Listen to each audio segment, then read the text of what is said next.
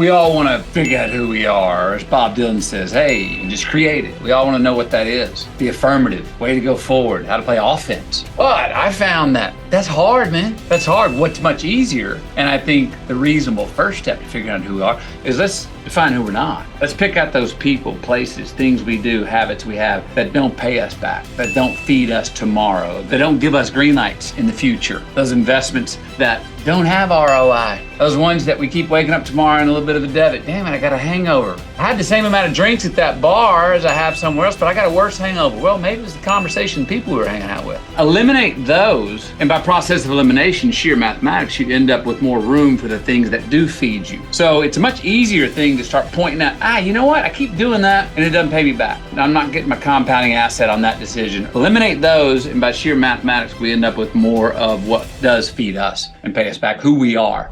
Need motivation? Watch a top 10 with Believe Nation. Hey, it's Carmichael, and I make these videos because in my first business, I struggled to stay afloat. I quit on my business partner, and the thing that kept me motivated, that kept me going, was studying the stories of famous, successful entrepreneurs. And in their stories, it gave me the hope, the drive, the ambition, the thinking that maybe I can do it too, that extra bit of belief. And I still need their stories today, and I'm honored to share them with you here as well. So today, let's learn from one of the best, Matthew McConaughey, and my take on his top 10 rules of success. Enjoy. Rule number 2 is take responsibility. Freedom without responsibility seems to me to be chaos, anarchy. It has no form. It's four-dimensional and it flies. It doesn't have meaning. It has no lineage. One thing is not connected to the next. We don't build in something. We don't tend to something. When we're responsible for something, we tend to it. We care for it. We give value to it. It has meaning to us. Meaning that is qualitative, deeper, wider, and higher. Mm-hmm. And when we wake up in the morning with things that we care about, and we see them, they're in front of us, and we maintain them. And hopefully we can do more than maintain them. We can maybe help them thrive and grow. And, we got to pull the weeds to make sure we're not procrastinating those responsibilities. And pulling weeds on that is like, as a parent, much easier to say yes to your kids about everything than no. The no's the tough part. The no's the part we got to stay up late and go through this. And I just would say yes, okay. Oh, but that would let a weed grow. I'm going to, in my child's life, no, spend the time. Be responsible for that. Be a responsible parent, a responsible preparation for my career or day's work. Allows me to, whatever happens, hopefully when my kids move out at 18, I can go, man, hey, Camilla, I think we did the best we could. Yeah. No guarantee. But did you leave anything in the bag? I didn't leave anything in the bag. Now we're free. Mm-hmm. And hopefully they're free. Go to work. Take the responsibility to prepare and get prepared. Then I go to set, and your partner will know this. Then you chunk all that away, and on the set, you're playing. You're not working. You're free. That's right. Why am I free? Because I worked on the playbook. I took the responsibility of my vocation as an architect and a person in construction on a character in this scene on this day to be prepared so I can now go be free. I took the responsibility to now I'm going to fly. Now chunk the rules, chunk the rule book. Now I'm calling audibles. Let's go. Because I know the game plan. That's right. That responsibility gives us freedom. The other thing, I've chased down freedom without taking responsibility, and did I regret it. Rule number 3 is learn to appreciate. We talked about looking in the rearview mirror sometimes so you can see how far you've come. Because a lot of times we're looking, I should be here. Yeah, I made this mountain, but look, I'm not in the best shape. Or I'm in good shape, but I'm not making the money. Right? Especially in today's world, we're measured against social media, the fake relationships. I don't want to be negative, but we only see a glimpse on social. So we start comparing, I don't have intimacy, I don't have real love, I don't have the six-pack abs. And we forget to look in the mirror and say, wow, I've done some amazing things. I've accomplished a lot. I'd argue that most midlife crises are more about not appreciating where we've been. Yeah. Maybe not appreciating, giving respect to what we have done or what we already have built. Again, because we thought they were happiness that, we'd get there and it's done. It's like, so we don't give them credit. No, we built some, look at the things in our past that we built. And I think in those times where our future is uncertain, that's a great place to look and go, well, what have I built here? Yeah. Already. And I want to give myself respect. Not a big pat on the back, but I want to go, hey, man, Enough. good Little job nudge, right there. Little nudge, yeah. It also defines, well, I know this going forward. I've built some stuff that's non-negotiably going with me. Yeah. You know what I mean? So I got to tend to those things no matter what new horizon I'm chasing or new place I'm going. I got some stuff going with me, my family, my kids, this part of my career. That's not negotiable. So even though I may be uncertain in where I'm going in the future, I got some baggage, I got some luggage that's going with me. Yeah. No matter what. And that's giving respect to those things. I think that's where a lot of us get in a crisis sometimes, Yeah, or it's even a a crisis. typical midlife crisis. We don't respect what we've done and what we've built and appreciate where we've been maybe enough. Rule number 4 is be patient. We have to be willing to say no to the wrong things now for the right thing to come. What gives you the courage to do that when so many people just grab at the shiny thing because they're like, I don't know where the next great thing is going to come from. And if I say no to this, maybe I'll be punished for it by life and nothing good will ever come. That's part of the art of living there, isn't it? I mean, because on the flip side, we miss out on things and we look back and we go, why didn't I take the chance? Why didn't I follow through? But then I think of equal value is, and I would say probably even maybe more so when it comes to affairs of the heart and love, is going and believing that time is on our side. But we have a clock. I have a friend who had his life planned, very successful guy. I'm gonna go through 20s, a graduate, I get a job. 30s, early 30s, I'm gonna meet the woman for me. I'm gonna be married at 35, I wanna have kids at 36. So he was racing and pressing to get in relationships because he was coming up on 30. And then he was in there 30, 31, 32, and he hadn't met the one. So he was pressing, trying to force relationships to work because that was gonna fit his timeline. And all of a sudden at 35, none of those had worked out. And this was the time he was supposed to already be married and start having kids. 36, it hadn't worked out. 40, it hadn't worked out. 50, it hadn't worked out. Now, if you want to go back and deconstruct going backwards, I would argue he had a better chance if he would have tried to force things to work to meet that timeline when he was in his late 20s and early 30s, and actually been patient and believed a little more in himself and gone, you know what? I need to really check and measure if this person's right for me or not, instead of trying to force my hand or trying to turn them in or trying to make them work for me. Because it seemed to me from the outside as his friend, that's not a good match. And now he's looking up at 50 going, what the hell happened? Well, now do I get patient? I'm behind the 8 ball. I missed my timeline, you know? But to believe time's on our side at those times. Look, I'll say this. I met Camilla. She the right woman for me? Yes. Was it also the right time for me? I believe so. Sometimes we may meet the right person, but it's not the right time for us to receive their love. Sometimes we're in the right time where we're open and it's not the right person. And we got to watch because we feel like what we're talking about in the first question. Oh no, I can make this work because I can see the beauty in them. I can see the upside. I can be the optimist on this. I'll keep brushing over the reality and say, no, this will work. We got to watch that too. Also, to make sure you're actually taking action after watching this video, I've designed a special free worksheet just for this video. The worksheet will highlight all of the lessons learned in this video, as well as pull out our 3 favorite learnings and quotes that will inspire you to actually do something. The worksheet will also give you space to write down what your key takeaways are and your specific plan of action to make sure you're getting results. If you want the worksheet designed specifically for this video, absolutely for free, there's a link in the description below. Go click on it and start building the momentum in your life and your business. I'll see you there. Rule number 5 is stay consistent. I noticed in writing the book that a lot of successes I had were engineered by habits and choices I made that had consistency. That's what I call a science to satisfaction. I believe there is a science to satisfaction. I noticed what I was eating, who I was hanging out with, when I was going to bed, how I was approaching the day. There were consistencies that led to times in my life where I had more joy and more success and was catching more green lights. I also noticed times where I was in a rut through my journals of, oh, you veered from these tried and true habits that you had that were leading to success and giving you more green lights. Ooh, let's get back in our lane over here. And sure enough, more success and green lights I started to create for myself. We also get those mystical green lights where we're just, man, there's no reason, but there's a lot of rhyme. We met the right person, and damn it, if we'd have, left 5 minutes later or 30 seconds earlier, we might not have met them. They might not be married with the family we have now, or might not have got that job if we wouldn't have been just right there on that time, crossing that person, going through that door as they were coming out. So true. Those don't make any sense at the time, but when you look back, they connect the dots to right where we are.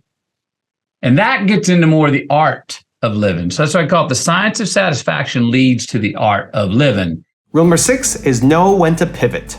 I want to tell you, when you were looking back, when there's certain things that you do when you're in it, at least I noticed this. I've written a few books myself. When you look back, you're like, oh my God, that's a pattern that got me through the hardships.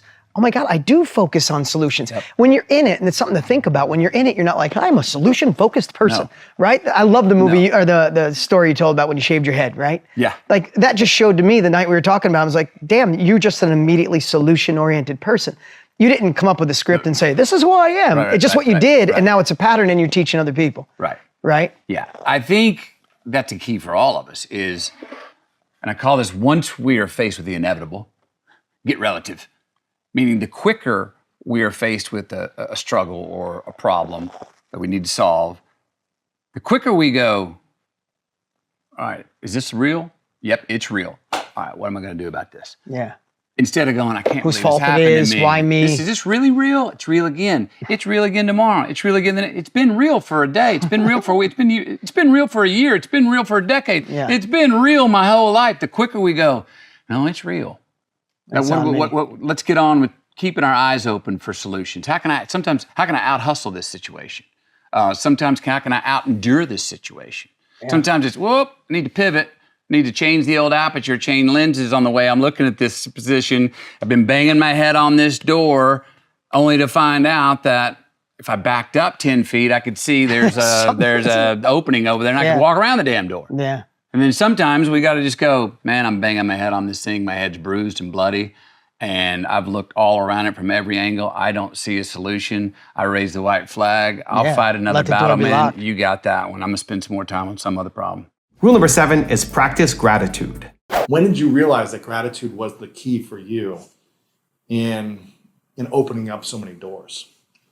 My mom's big on gratitude, and I mean, she instilled it in us at an early age. I remember it was, you get up grumpy in the morning, you come into the kitchen from your bedroom for breakfast, and you wanted to sleep longer, and you're kind of grumpy, and she'd see it the way we would walk, and if we were kind of, she'd turn around from the kitchen making breakfast. She goes, go back to your bed and don't get out of bed until you're ready to come in here and see the rose in the vase instead of the dust on the table. And you'd be like, oh, geez, okay, I got to go back. I rearrange. And she would preach us the very baseline basics. Like, who do you think you are to think you were guaranteed the sun was going to rise for you today? Jeez, Mom. I remember, Mom, I got this old pair of snotty sneakers with holes in them and stuff. I need another pair of sneakers. Oh, yeah, you think another pair of sneakers? Let me introduce you to the kid with no feet. Oh, geez, Mom. She always like baseline sobered us up on stuff like that, right? So it started with the very baseline stuff. Now, we get more fluent in life. We have things. I don't think we should take even those things for granted. Yeah. But a lot of us are out there going, okay, I get that part, but how do we become thankful for more things we have around us in our life? I think that the more we give thanks for, we give more value to that thing or that person or that place or that instance. You give more value to it, it means more to us. If something means more to us, we tend it. We take care of it. When you take care of something, something grows. So it scales. So actually gratitude is the root of generosity, coming in and going. And it's a self-serving thing. It's not just a selfless serving. It is self-serving. I applaud that it is. And if you're going to give gratitude out for selfish reasons, I say, bravo. Because it will reciprocate the same way back out. Yeah. in our foundation, we have these young kids that we give them a safe place to go after school. They learn nutrition, they make a physical goal, and they do community service. These are Title I schools. And at the end of every one of those classes, they all have to sit around in a circle and share something out loud they're thankful for. And these are high school students. It ain't cool to say thank you for stuff in high school, right? Well, when they first started saying thank you, they were like, I'm thankful for the Just Keep Living Foundation, or I'm thankful. And they all repeat themselves. They're like, no, guys, y'all feeling like this is too serious. So one day it got to me, and I was like, I'm thankful I got up and got a kiss from my wife this morning before I got out of bed. And they all started hooting and hollering, ooh. And I was like, see, you can be thankful for fun stuff too. So they all started saying thankful Halloween's coming. I'm thankful I'm looking so sharp. Everyone laughed. Yeah. But what that led to was then people started to feel free to go,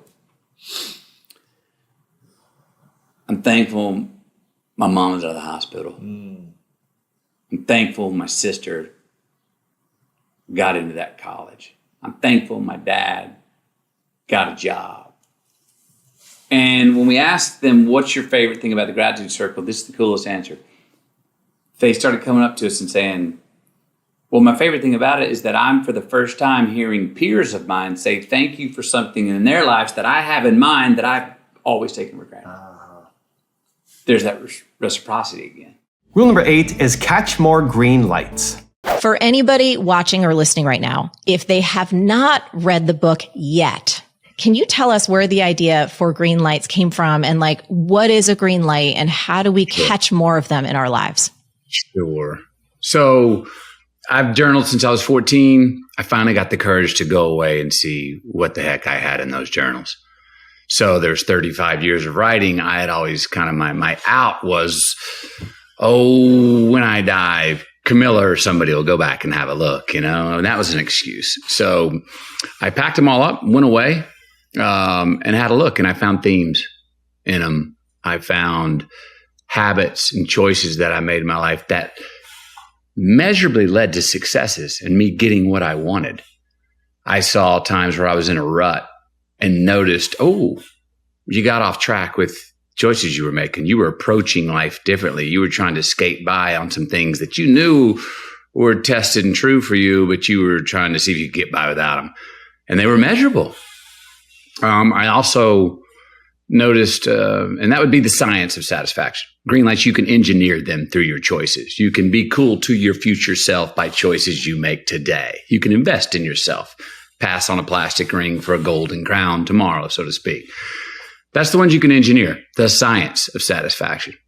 I also noticed, and more than I thought was going to be true, is that a lot of my successes were sort of mystical green lights where, man, it didn't have any reason. It just had rhyme. I was in the right place at the right time. I was 5 minutes late, but so glad I was late because I ran into the person that gave me my next job opportunity in the right place, maybe to meet the woman I fell in love with. You trace them back and you go, you didn't know at the time, that night when I met Camilla, if her car wouldn't have been towed and I wasn't able to give her a ride, would we be here now? Would I have the family I have? So these things that don't have any reason to them but rhyme, I call them mystical green lights. And that would be more of the art of living. How do we find those and put ourselves in a place? I do believe that we get to the art of living through the science of the satisfaction, the knowledge, the choices where we can engineer green lights for ourselves. And that's basically what a green light is, being cool, whether you know it or not, to your future self. Rule number 9 is quit needing too much. There's something so profound you said in the book about this story where you're living with this producer and you tell him, hey, I got to get an agent. I got to get an agent. So you're kind of like chasing the green light. Yep. And he said, hey man, you need it. And you paint this amazing distinction, because I know it's been true in my life, between need and want, and why need is not a real good space to be in. So if you tell them the story and then the lesson learned from it, it's awesome. Yeah. I get out to Hollywood with a couple $1,000 in my pocket. I got a movie out, Dazed Confused, which is really the only resume I have. It's enough to get me in a few doors, but it's not enough to be a lead pipe cinch. But I need an agent. I'm in Hollywood. I'm sleeping on this guy's couch, Don Phillips, the guy I met in a bar in Austin who gave me the chance to go audition for Dazed Confused over a year earlier. I'm on his couch. My money's now into the 3 digits. I'm below $1,000. I'm starting to get a little like, I've been there a few weeks. I'm like, hey, I need, can you give me an agent meeting? And he snapped at me. Not there. You need it too much. This industry, Hollywood, smells need. You're one and done, buddy. What you need to do is get the hell out of here. Go with your buddies and go ride motorcycles somewhere. Hell, pick Europe. I don't care. But go somewhere till you quit needing it so much, because if Hollywood smells you needing it, you're done. You're never in. And I did. I put on a backpack with my $800 and I went off with my 2 good buddies, Rory Cochran and Cole Osborne. We rode motorcycles through Europe. I came back. I wasn't even thinking about an agent. I was what he called, now you're cool again. Now you're cool. And I was rolling along, and he's about a week later after I returned. We're sitting there at dinner. He always made filet mignon and then had a scoop of Haagen-Dazs ice cream for dessert. He always done. He's since moved on. I love talking about him. And he goes, you're ready. And I go, for what? And he goes, tomorrow morning, we got a meeting, William Morris. You're going to go down. And I was like, oh, cool. Now, 5 weeks earlier, if he said that, I'd have been like, okay, good, man. I got this. Okay, I need that. I would have gone into the meeting. They'd have smelt my need. They'd have felt my need. I'd have leaned outside of myself. I would have oversold myself and probably dorked out and used too many words and not have been myself and over leveraged myself. And they'd have been like, I'm not sure this guy's really, he's kind of wants it too much, needs it too much. And instead I went in, believed in myself, had a presence about me, didn't oversell myself, but really let them know, no, I actually think you need me as an agent.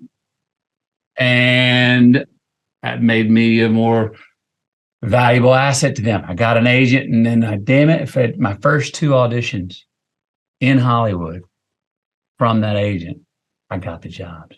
And rule number 10, the last one before some very special bonus clips, is do what makes you happy. I love the difference that how you describe joy versus happiness. Right. The simple, the process of joy compared to happiness. Yep. I mean, that's what we all say, right? What do you want to do? I just want to be happy. Yeah. What can I do? What can I do to be happy? Right. But already those 2 questions, you're saying, what is that thing out there, that outcome, it's that result that I can get to, so therefore I can be happy? And you and I've talked about this. What happens when we do get that thing that we think is going to make us happy? Well, we usually get it and we up the ante right away and we go, oh, well, look, there's 50 more mountains on the other side I want to climb that I didn't see before I got this. So I'm not happy again. I need to get that. Yeah. Get happy. Or you do get there and it's kind of like, this isn't as kind of as cool as I thought it was going to be. It's not really fulfilling me like I thought. It's something different than I thought it was going to be. But joy is a different thing because it's not predicated, it's not reliant on that outcome or that result or the attachment or the ownership and capture of that thing. It's, as my pastor says, the process of enjoying the doing of what you're fashioned to do. Yeah. So that when I say process, it's that's life, this living thing. We're going to do it no matter what. We're on our way. Yeah. And I would also argue this, if we have more joy on the way, we get those things that make us happy more often, I would say. Yeah. And again, if we don't get those things, we can all say, well, at least I had a damn good time getting there or trying. Exactly. You know what I mean? You knew that there is something to be extracted from living life. So, whether you would agree with the statement that there's power in loneliness, certainly you were creating situations from which you had the frame of reference, I can extract value from this. How did you get that frame of reference? Like, that's so useful, but I don't think most people have that.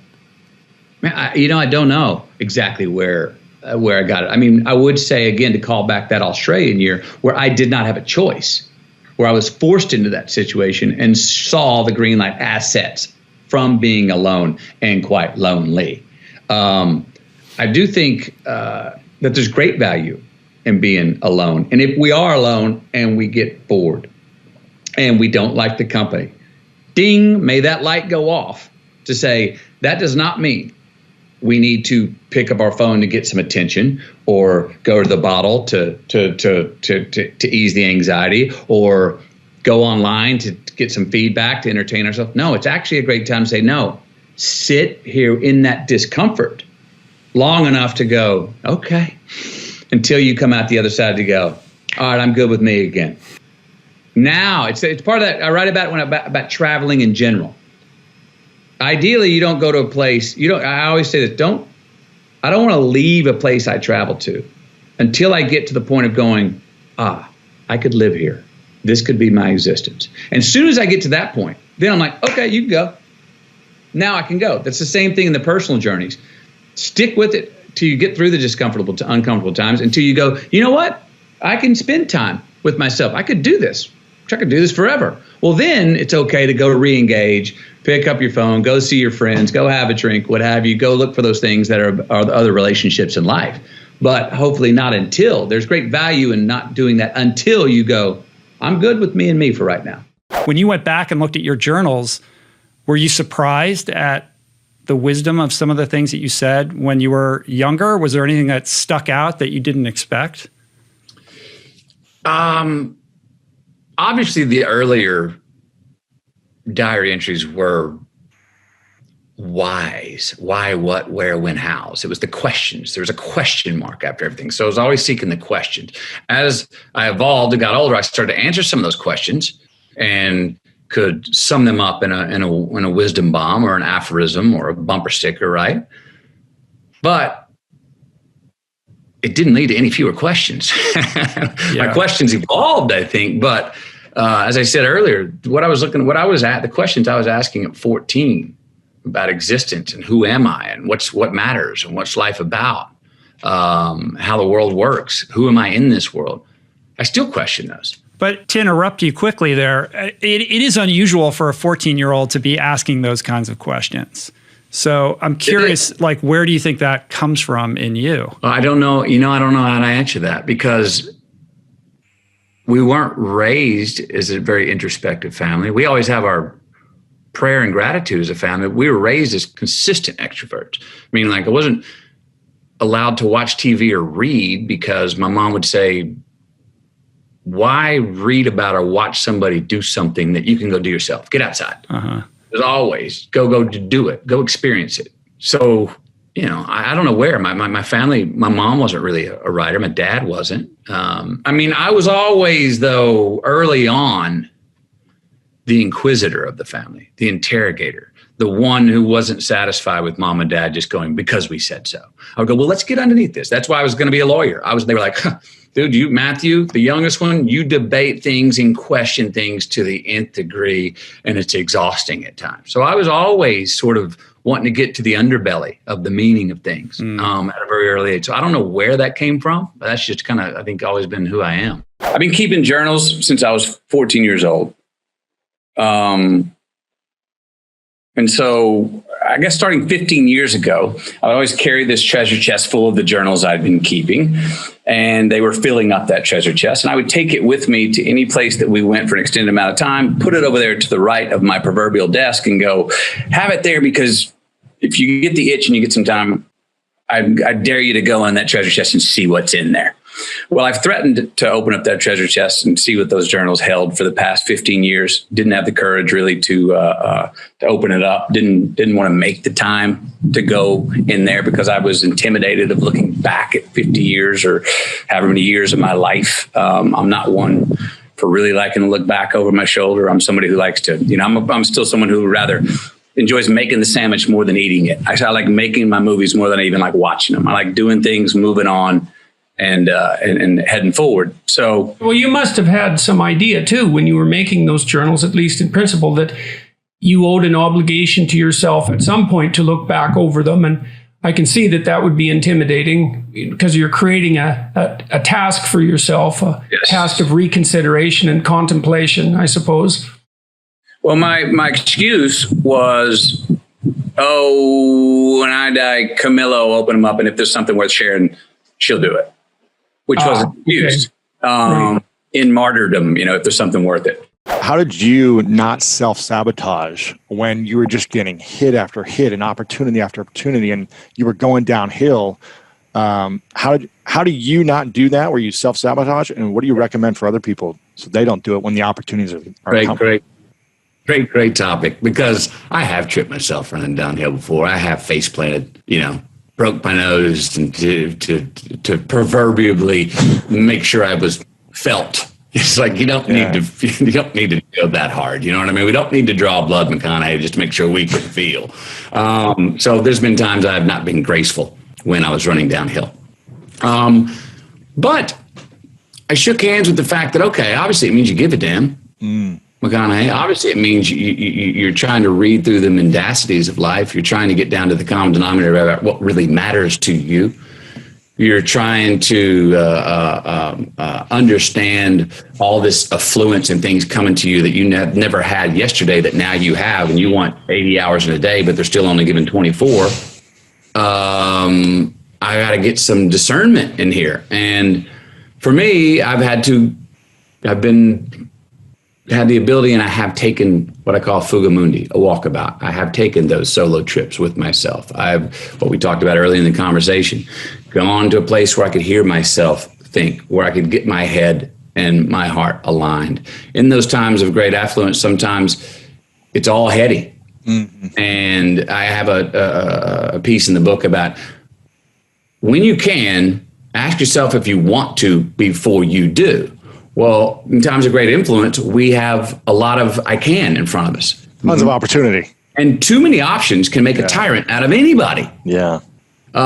So it's a very heady thing. And sometimes that's times when it's like, okay, this all makes sense in my head, but I don't really feel it inside my spirit. I don't know if it's really me, if it's really good for me, if this is going to turn me on and help me be and feed me. But geez, I mean, I've never had the option before. It sounds awesome. I mean, yes. Well, that's not a bad thing to do, but we got to check in on that, because you can look up and the tank can be on reserve. Yeah. When you look in the rearview mirror and go, whoa, I over leveraged myself with things that did not feed me and pay me back. And so we need to take that time to go check in. And it can be a hairy time, man, because the answers don't come quickly sometimes. Yeah. And when they don't come and you're shaking monkeys off your back and you're not enjoying your own company and none of it makes sense and it's all confusing and you're looking over there and you want to go to entertainment or communication, or you want to pick up the phone, or you want to drink earlier, or one of those things that come up to mask that, you got to try to hold back and say, no, I'm going to sit in this discomfort. This is a penance I am taking to get to know myself and listen to myself. So you have to the first thing that comes to your mind, you say it, and then you hit this, okay? Okay. First thing that comes to your mind. Come on. Who was your first celebrity crush? Diane Lane. Wow, and then you just worked with her again. I just worked with her. Yeah. What's the weirdest thing you've done to make money? It's also illegal. So I'm not telling. It could come back to haunt me. All right. Who do you think is the sexiest man alive? I always say I was on the cover and I'm still alive. Uh-huh. Right now, I believe it's Idris Elba. Yeah. All right. What is the most rebellious thing you did as a teenager?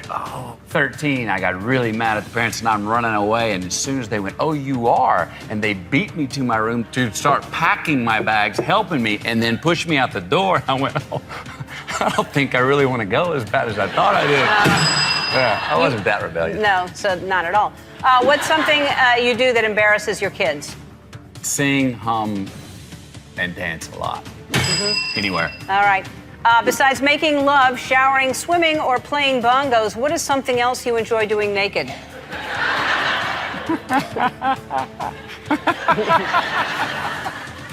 What were the list of the first 6 things? Making love, swimming, showering, playing bongos. What else do you enjoy doing naked? Cooking, if we're not deep frying anything. All right. What do you usually wear to bed? So to answer that one before, the other thing I like to do besides just sometimes sleep. Naked.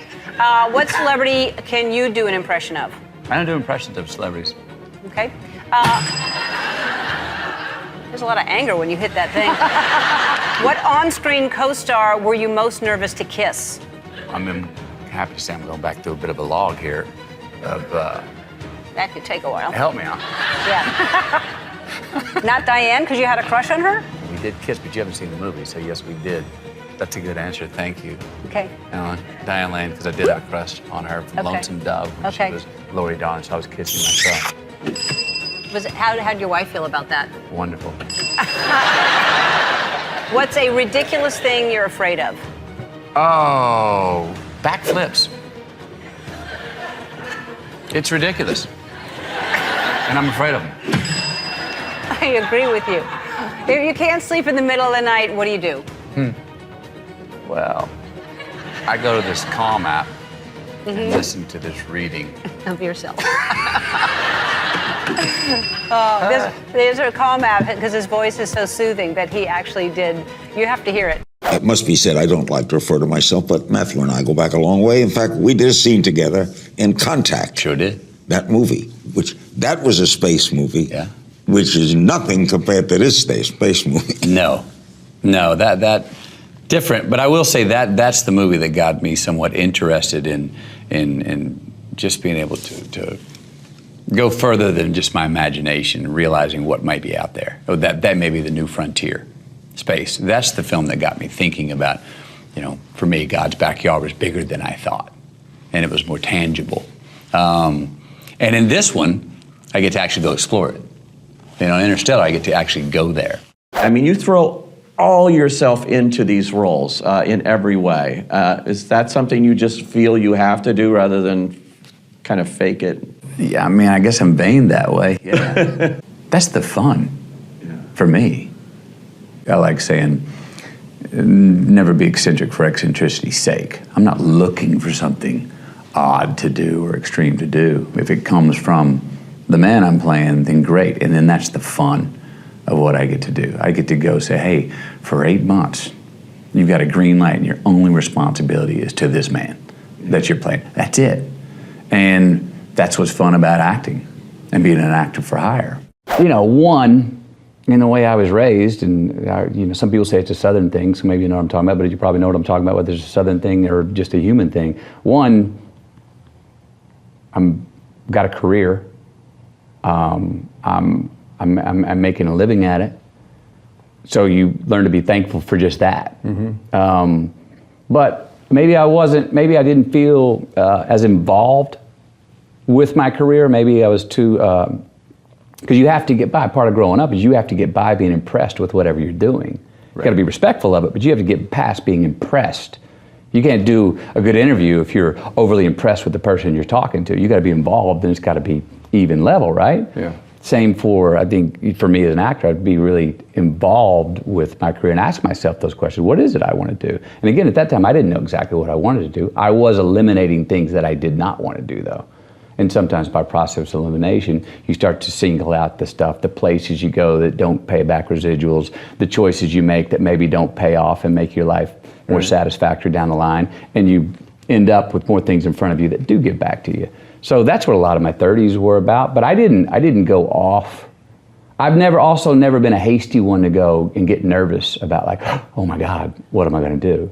I was taught and understood very early in this business, lean horse, long ride. Stay in the game, and it'll find you or you'll find it if you wanna calibrate and make a change.